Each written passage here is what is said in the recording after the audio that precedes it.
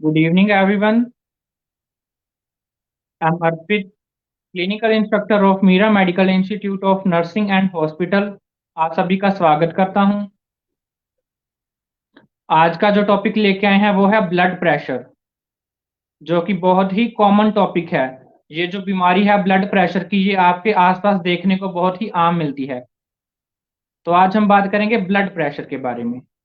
Students और video को पहले शेयर कर दीजिए ताकि स्टूडेंट्स हमारे साथ जुड़ सकें। आजकल मैं ना बहुत देख रहा हूँ कि गुस्सा बहुत आता है सभी को। बहुत गुस्सा आता है सभी को, मुझे भी आता है। पर क्या किया जाए, इतना गुस्सा आता है कि मन करता है कि सामने वाले को पटक के रख दें।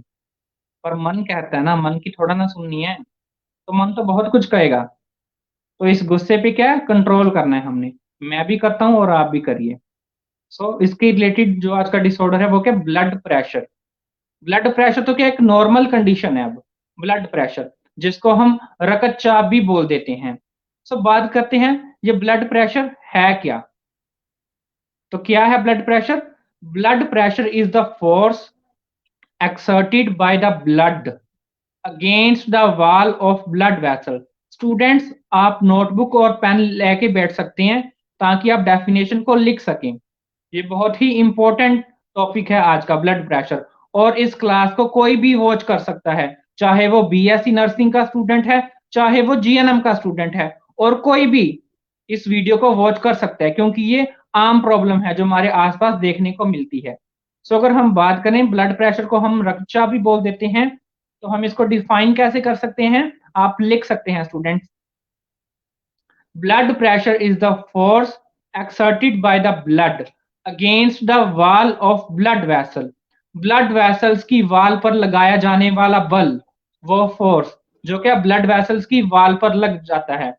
तो उसके ब्लड के द्वारा ब्लड वेसल्स की वाल पर लगाया जाने वाला बल, उसको हम बोलते हैं ब्लड प्रेशर। क्या है? ब्लड वेसल्स की वाल पर लगाया जाने वाला बल, ब्लड के द्वारा, वो क्या हमारा ब्लड प्रेशर कहलाता है। तो इट इंक्लूड्स टू मेजरमेंट्स। हम दो तरीके से इसको मेजर कर सकते हैं ब्लड प्रेशर को। एक तो हमारा हो गया सिस्टोलिक प्रेशर, और एक हो गया डायस्टोलिक ब्लड प्रेशर। दो तरीके का हम ब्लड प्रेशर पढ़ेंगे यहाँ पे, systolic blood pressure and diastolic blood pressure. पहले मैं आपको क्लियर कर दूं, सिस्टोलिक का मतलब होता है कॉन्ट्रैक्शन, क्या कॉन्ट्रैक्ट करना, और डायस्टोलिक का मतलब है रिलैक्स करना, रिलैक्स हो रहा है। नाम से क्लियर हो गया होगा आपको। तो सिस्टोलिक ब्लड प्रेशर में क्या होगा, जब हार्ट क्या कॉन्ट्रैक्ट कर रहा है, that is systolic blood pressure. और जब क्या हार्ट क्या रिलैक्स हो रहा है, तो वो क्या है, डायस्टोलिक ब्लड प्रेशर। आप इसकी डेफिनेशन लिख सकते हैं सिस्टोलिक ब्लड प्रेशर की। तो सिस्टोलिक ब्लड प्रेशर क्या है, is the force exerted by आर्टियल valves during systole. जो क्या फोर्स लग रहा है आर्टियल वाल्व्स पे ड्यूरिंग सिस्टोल, जब हम हवा भरते हैं, सिग्नोमैनोमीटर जिससे हम क्या ब्लड प्रेशर को चेक करते हैं। तो जो ऊपर वाला ब्लड प्रेशर होता है हमारा, तो वो कौन सा होता है, सिस्टोलिक ब्लड प्रेशर। और it is the maximum pressure during ventricle contraction. और ये मैक्सिमम प्रेशर कब होता है, जब क्या वेंट्रिकल कॉन्ट्रैक्ट करता है, जब बोल सकते हैं लेफ्ट वेंट्रिकल क्या है, जब कॉन्ट्रैक्ट करता है, तो वो क्या हमारा सिस्टोलिक ब्लड प्रेशर।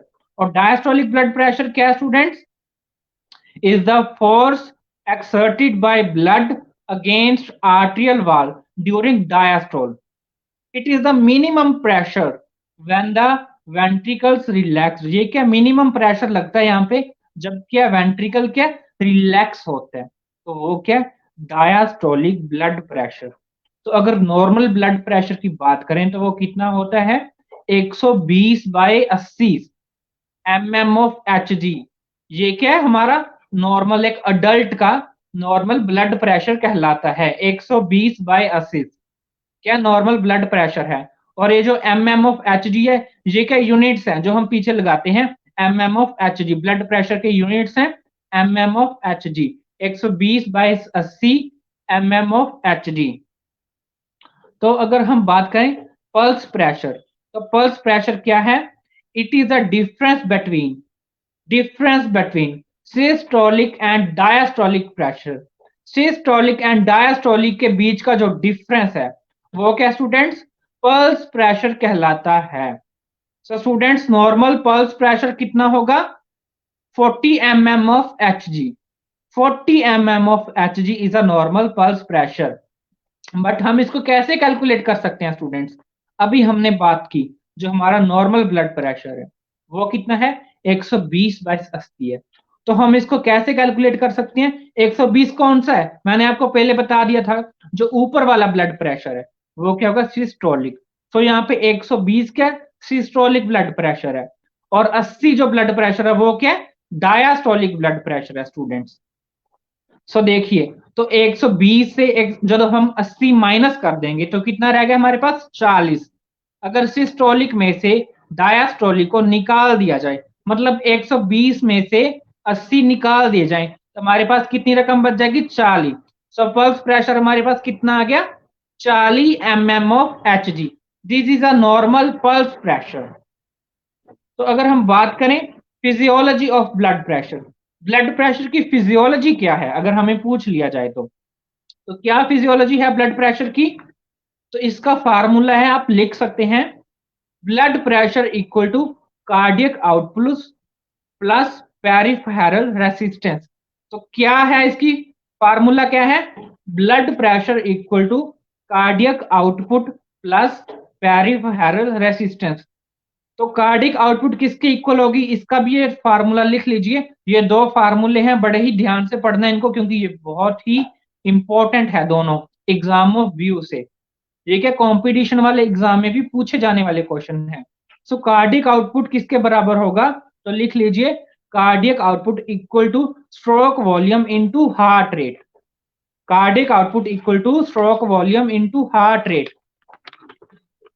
तो ये जो हमने वर्ड्स पढ़े हैं, cardiac output, heart rate, stroke volume, ये सब क्या है इसके बारे में अब हम बात करेंगे। तो आपको पता है हार्ट रेट क्या है, हार्ट रेट तो जो नॉर्मल हमारा जो हार्ट का रेट है कितना होता है, 72 बीट पर मिनट, वो क्या हमारी हार्ट रेट है। तो कार्डियक आउटपुट क्या है, cardiac output is the amount of blood ejected by heart in 1 minute.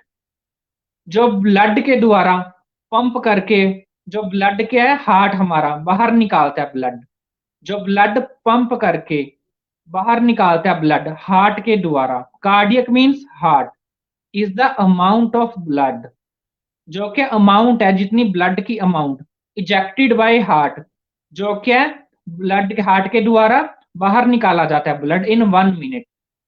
जो ब्लड बाहर निकल रहा है हार्ट के द्वारा, ब्लड हार्ट जो पंप करके ब्लड को बाहर निकाल रहा है 1 मिनट में, वो क्या होगा हमारा कार्डियक आउटपुट। तो स्ट्रोक वॉल्यूम क्या है, stroke volume is the amount of blood ejected by heart in 1 cycle. जो 1 साइकिल में क्या ब्लड इजेक्ट कर रहा है बाय हार्ट, जब बोल सकते हैं 1 बीट, 1 बीट में, जब 1 साइकिल में जो अमाउंट ऑफ ब्लड है वो क्या इजेक्ट हो रही है हमारे हार्ट से, तो वो क्या कहलाता है स्टूडेंट्स, वो कहलाता है स्ट्रोक वॉल्यूम। ये क्या कंफ्यूजन रह जाता है स्टूडेंट्स को हमेशा इसमें, cardiac output and stroke volume. So आप इसको लिख लीजिए, तो कार्डियक मतलब जो हमारा हार्ट, तो जो क्या है amount of blood ejected by heart in 1 minute, जो 1 मिनट में हार्ट पंप करके ब्लड को बाहर निकाल रहा है, वो तो हमारा हो गया कार्डिक आउटपुट। और जो 1 साइकिल जब 1 बीट में पंप करके बाहर निकाल रहा है, तो वो होगी हमारी स्ट्रोक वॉल्यूम।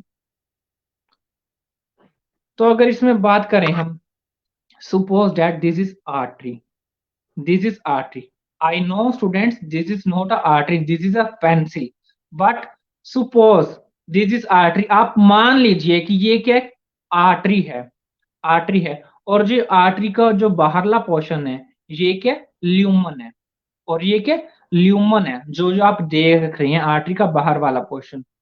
तो इस आर्टरी में जो नॉर्मल क्या ब्लड फ्लो करता है, आर्टरीज में ब्लड फ्लो करता है, और इस आर्टरी का प्रेशर कितना है जिसमें क्या ब्लड नॉर्मल फ्लो कर सकता है, तो वो है 120/80 mm एच जी। 120/80 है जो क्या नॉर्मल ब्लड क्या है, जो क्या इसमें फ्लो कर सकता है। तो 120/80 का इसमें अगर धक्का लग रहा है इस आर्टरी में, तो ये कॉमन है, जो ये आर्टरी है इसको सह सकती है इस प्रेशर को।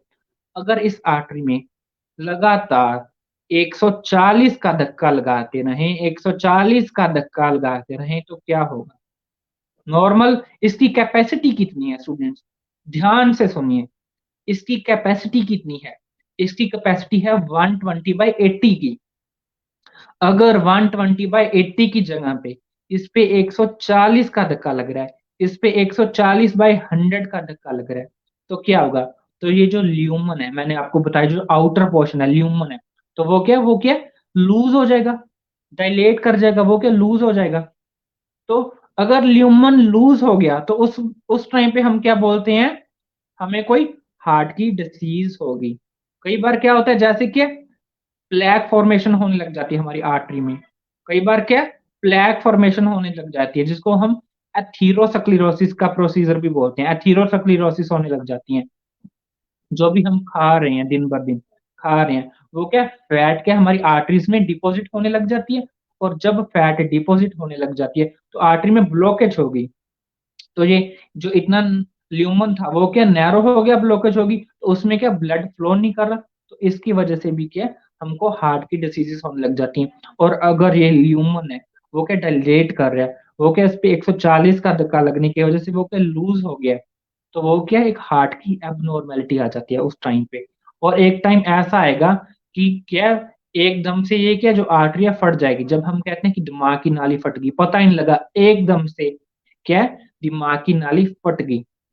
सो स्टूडेंट्स ध्यान से देखिएगा, ध्यान से सुनिएगा, ये बहुत ही इंपॉर्टेंट है। ब्लड प्रेशर जिसके बारे में आज हम पढ़ रहे हैं।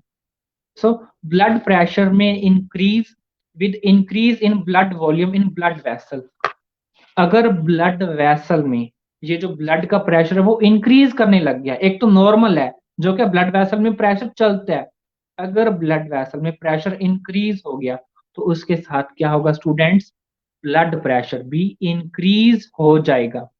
तो ध्यान से सुनिए my dear, normally heart ejects 70 to 80 ml blood in one cycle.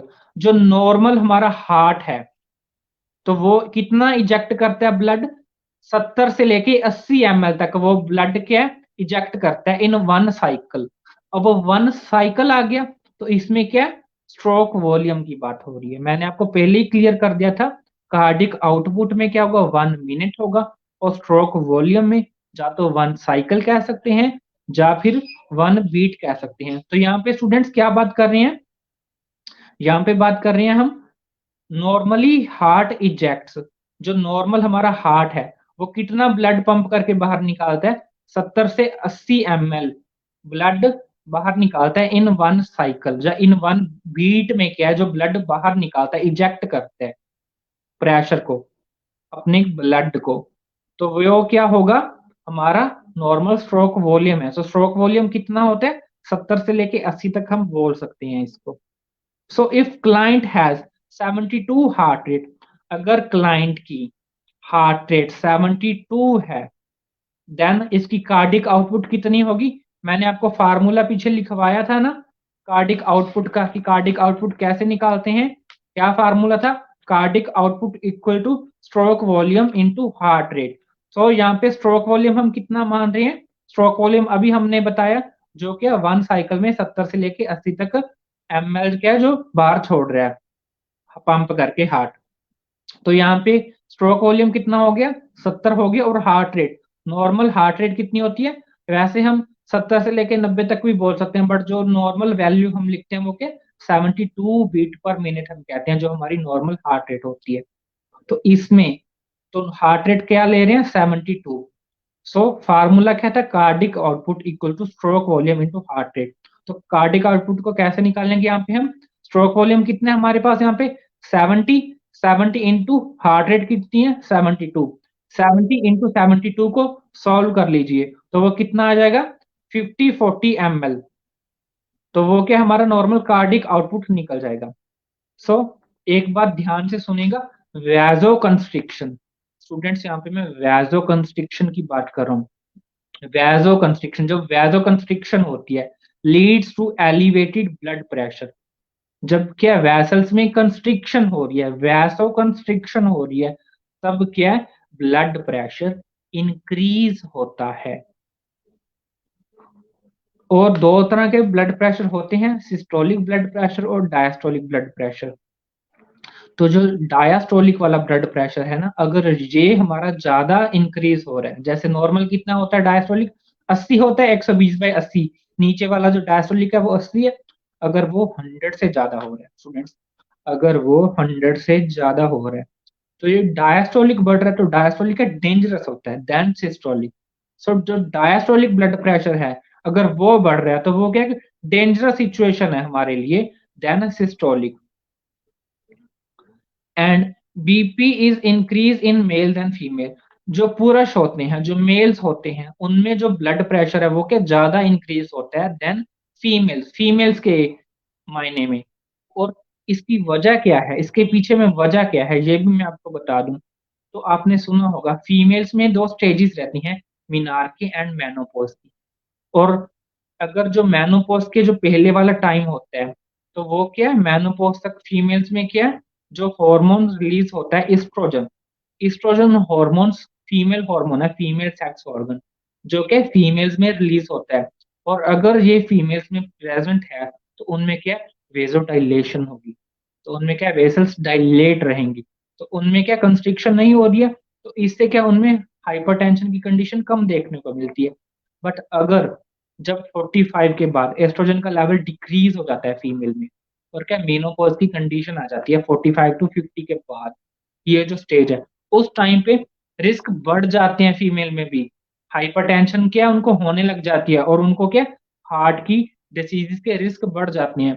तो उस टाइम पे जो मेल और फीमेल का जो डिफरेंस पड़ते हैं, तो वो क्या इक्वल हो जाता है, जो रिस्क फैक्टर है ना मेल्स और फीमेल्स में, तो उस टाइम पे क्या वो इक्वल हो जाता है। बट जब तक मेनोपॉज के पहले वाली कंडीशन होती है, तब तक हम बोल सकते हैं कि ब्लड प्रेशर की जो बीमारी है वो मर्दों में ज्यादा देखने को मिलती है फीमेल्स में। बट जो फीमेल्स के मीनार्की को क्रॉस कर जाती है, मीनोपॉज स्टार्ट कर जाती है, तो उनमें भी क्या ब्लड प्रेशर इंक्रीज होने लग जाता है। So age is also a factor of blood pressure. ध्यान रखिएगा, आप लोग नोट कर सकते हैं स्टूडेंट्स। तो अगर हम बात करें फैक्टर्स अफेक्टिंग ब्लड प्रेशर, ऐसे कौन कौन से फैक्टर्स है जो क्या हमारे ब्लड प्रेशर को अफेक्ट कर रहे हैं, तो हम आप इनलिस्ट कर लीजिएगा, लिख सकते हैं फैक्टर्स अफेक्टिंग ब्लड प्रेशर। तो वो कौन कौन से फैक्टर्स होंगे, एज, अभी हमने बात की एज के बारे में, तो age is also a factor of blood pressure.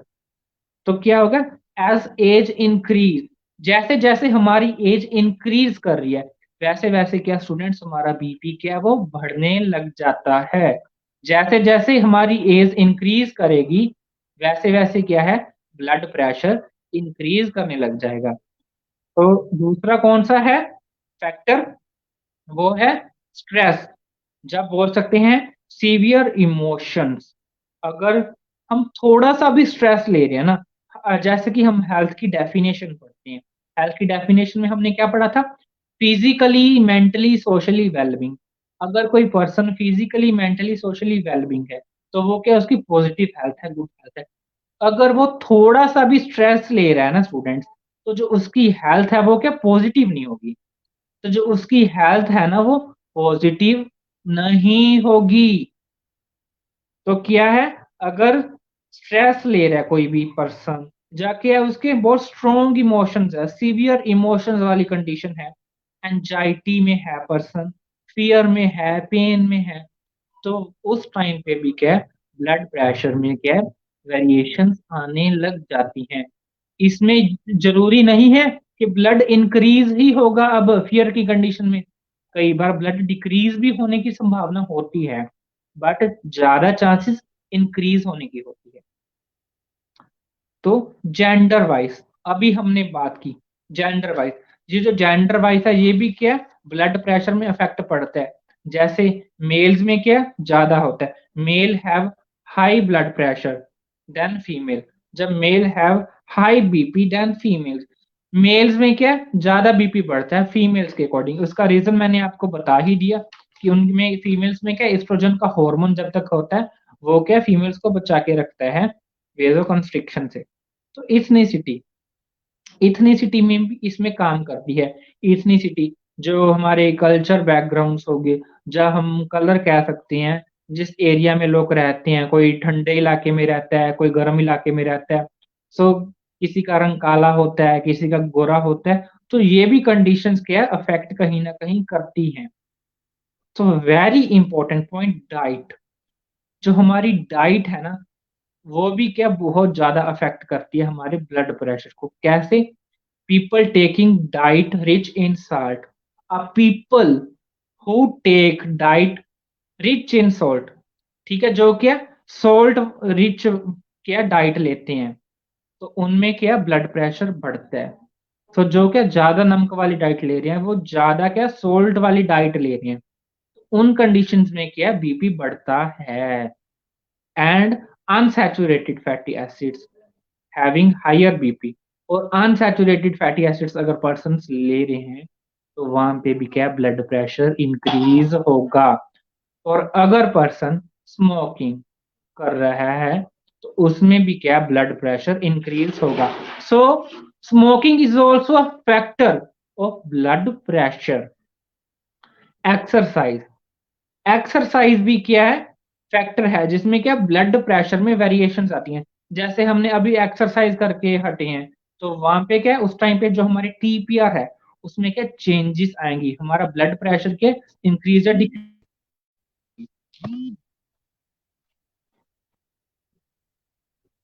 तो क्या था एक्सरसाइज, तो ये भी क्या एक बहुत बड़ा पार्ट रहता है। और क्या मेडिकेशंस, मेडिकेशंस क्या, अगर जो पर्सन है वो क्या ओपियोइड एनाल्जेसिक्स ले रहा है जैसे, तो उसमें भी क्या है हमारा ब्लड प्रेशर में वेरिएशन आ सकती हैं। अगर हमने टीपीआर की बात करें तो हमने पिछले लेक्चर में पढ़ा था टीपीआर, टेम्परेचर पल्स रेस्पिरेशन पढ़ा था। और जब हम टीपीआर में ब्लड प्रेशर को ऐड कर देते हैं तब वो हमारे बन जाते हैं वाइटल साइंस। अगर टेम्परेचर पल्स रेस्पिरेशन में ब्लड प्रेशर को ऐड कर देंगे तो वो हमारे बन जाएंगे वाइटल साइंस। और वाइटल साइंस को हम कार्डिनल साइंस भी कहते हैं माय डियर स्टूडेंट्स, ध्यान रखिएगा। तो अब हम पढ़ेंगे अल्टरेशंस इन ब्लड प्रेशर। जो हमारा ब्लड प्रेशर है उसमें कई तरीके की अल्टरेशंस भी आने लग जाती हैं। तो क्या अल्टरेशंस आने लग जाती हैं हमारे ब्लड प्रेशर में? हाइपरटेंशन, हाइपोटेंशन, ऑर्थोस्टैटिक, या फिर कह सकते हैं पोस्चरल हाइपोटेंशन। तो इस टर्म्स के बारे में पढ़ेंगे जब हमारे ब्लड प्रेशर में क्या अल्टरेशंस आ रही हैं, चेंजेस आ रही हैं। अल्टरेशन का मीनिंग होता है चेंजेस आना। तो क्या क्या चेंजेस आ रहे हैं, क्या क्या अल्टरेशंस आ रही हैं? Hypertension, elevated systolic pressure or diastolic pressure at least for 3 consecutive visits, that is 40 by 190 mm of Hg। अगर हमारा ब्लड प्रेशर बढ़ रहा है, सिस्टोलिक और डायस्टोलिक दोनों हमारे ब्लड प्रेशर बढ़ रही हैं, तो वो क्या हमारा सिस्टोलिक ब्लड प्रेशर बढ़ सकता है। पर अगर हम कहीं भी कम्युनिटी एरिया में जाएं तो एक बार पर्सन का ब्लड चेक करके हम इसको हाइपरटेंशन का पेशेंट डिक्लेयर नहीं कर सकते।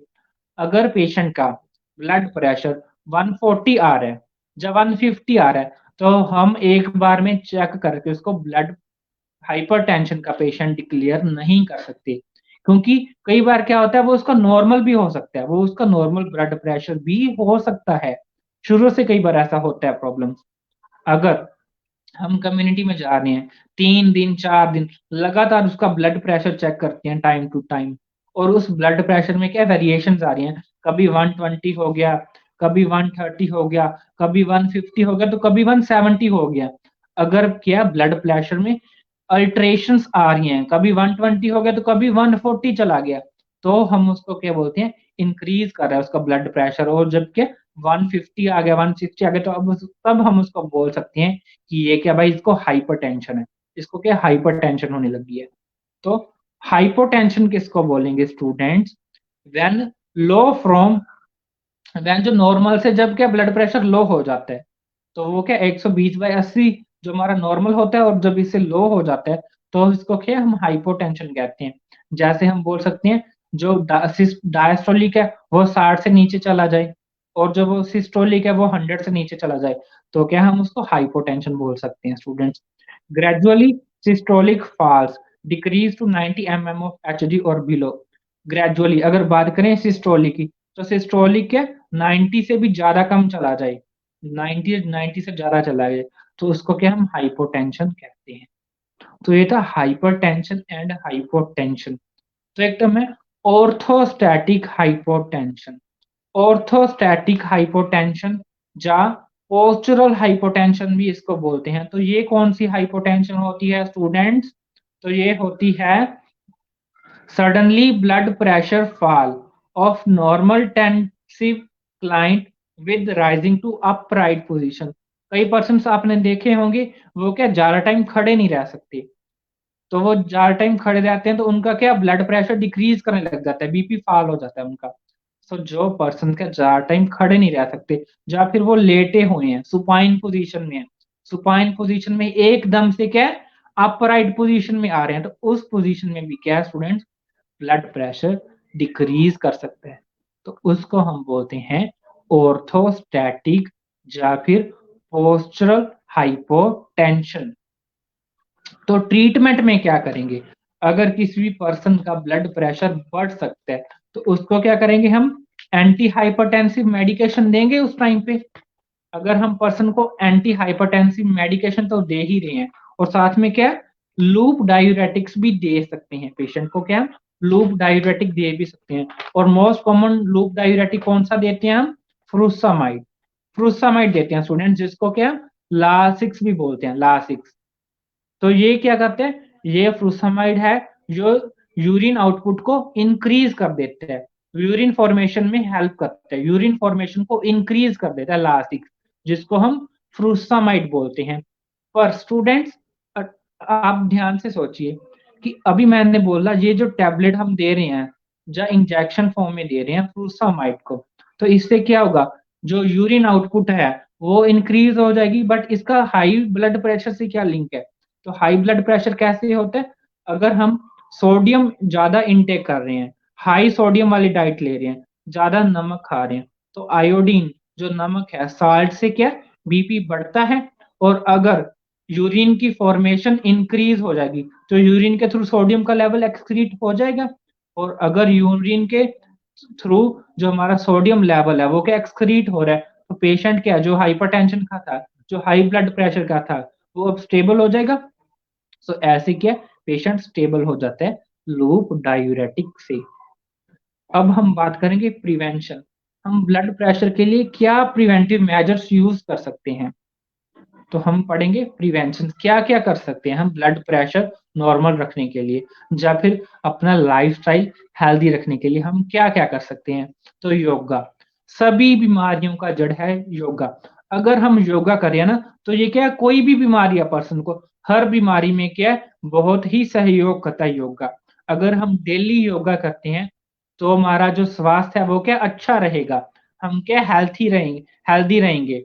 सो अगर हमें कोई भी डिसीज कंडीशन है तो उसमें क्या हमें योगा करना चाहिए। इसके बहुत बेनिफिट्स होते हैं, चाहे कोई भी डिसीज कंडीशन है, चाहे वो फिजिकली डिसीज है कोई, चाहे वो कोई मेंटली डिसीज है, तो उसमें क्या हमें योगा करना चाहिए।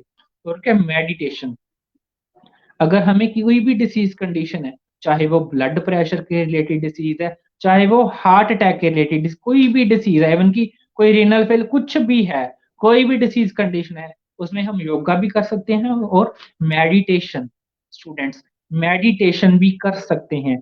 और इससे भी क्या है पेशेंट को बहुत रिलैक्स मिलता है, बहुत आराम मिलता है मेडिटेशन से भी पेशेंट को। मेडिटेशन कैसे? जैसे क्या पेशेंट को आप इंस्ट्रक्ट करो कि वो क्या बैठ के एकदम से अपनी आईज के पीछे यहाँ पे क्या अपने आपको माइंड को इकागर करे, वो सोचे एक टाइम से आंखें बंद करके सोचे कि मैं क्या हूँ, हम यहाँ पे किस लिए आए हैं। या फिर आप जिस भी क्या बिलीव रखते हैं, जिसमें भी आप जिसको भी मानते हैं आप उनका ध्यान रख सकते हैं यहाँ पे। तो उसमें क्या हमारा माइंड रिलैक्स हो जाता है, इसको हम रिलैक्सेशन थेरेपी भी बोल सकते हैं। जिसमें क्या जो हमारा माइंड है, हमारे माइंड में सारा दिन कोई ना कोई एक्टिविटीज चल रही हैं, तो इससे क्या है हमारा जो माइंड है वो क्या रेस्ट पोजीशन में आ जाएगा, वो हमारे माइंड को रेस्ट मिल जाएगी, रिलैक्सेशन थेरेपी, इसीलिए हम इसको बोलते हैं। तो मोस्ट इंपॉर्टेंट पॉइंट इसमें प्रिवेंशन में क्या आएगा, modification of diet. So students, अगर किसी को भी ब्लड प्रेशर की आपके घर में भी प्रॉब्लम है तो उनको क्या है, अपनी डाइट को मॉडिफाई करते रहना चाहिए। Modification of diet is very important और जिनका ब्लड प्रेशर इंक्रीज हो रहा है, और ये क्या कोई नॉर्मल कंडीशन नहीं है। अगर हमारा ब्लड प्रेशर इंक्रीज होता है ना, तो क्या डॉक्टर से केस कंसल्ट करके मेडिकेशन स्टार्ट कर देनी चाहिए, क्योंकि यही जो हाई ब्लड प्रेशर है यही ये आगे जाके क्या हार्ट की जो बीमारियां हैं, मायोकार्डियल इंफार्क्शन, कोरोनरी आर्टरीज, ये आगे इनमें ट्रांसफर हो जाती हैं। ये सारी किसके कारण होती हैं, हाई ब्लड प्रेशर ही इसकी शुरुआत होती है स्टूडेंट्स, कोई भी हार्ट डिसीज की। सो मॉडिफिकेशन ऑफ डाइट में हम क्या करेंगे, पेशेंट को क्या खाने को देंगे और क्या खाने नहीं देना, ये दो बातें आज हम यहाँ पे पढ़ेंगे। पेशेंट को क्या खाने को दे सकते हैं और पेशेंट को क्या बिल्कुल नहीं खाना अगर पेशेंट का ब्लड प्रेशर बढ़ रहा है, और अगर पेशेंट का ब्लड प्रेशर इंक्रीज हो रहा है तो पेशेंट को क्या नहीं खाना, ये हम पहले डिस्कस करेंगे। पेशेंट को क्या नहीं खाना, तो क्या हाई सोडियम डाइट, पेशेंट का अगर ब्लड प्रेशर इंक्रीज कर रहा है तो उसने क्या हाई सोडियम डाइट नहीं लेनी। जैसे अगर वो सब्जी में भी नमक डालते हैं तो क्या कम नमक वाली सब्जी खानी है, सब्जी में क्या नमक कम डालना है, चलो। और अगर सब्जी में जितना नमक डाल लिया ठीक है, ओके, बट क्या कच्चा नमक नहीं डालना। जैसे कई बार सब्जी बनी होती है तो हम बोल देते हैं सब्जी में क्या नमक कम है, तो अगर सब्जी में नमक कम है ना, वो जिसका ब्लड प्रेशर इंक्रीज होता है, तो वो ऐसे नहीं है चुटकी भर के नमक सब्जी के बीच में डाल ले। स्टूडेंट्स, ये बिल्कुल नहीं करना। आप भी घर पे भी आप बोल दीजिएगा, जो चुटकी भर के नमक डालने की ये गंदी आदत सबको पड़ी हुई है ना, इसको सुधारना है सभी ने, इसको रोकना है। अगर हाई ब्लड प्रेशर का इलाज करना है तो ये हम होम रेमेडी ही बोल सकते हैं स्टूडेंट्स, जो हम चुटकी भर नमक ऊपर से डाल लेते हैं।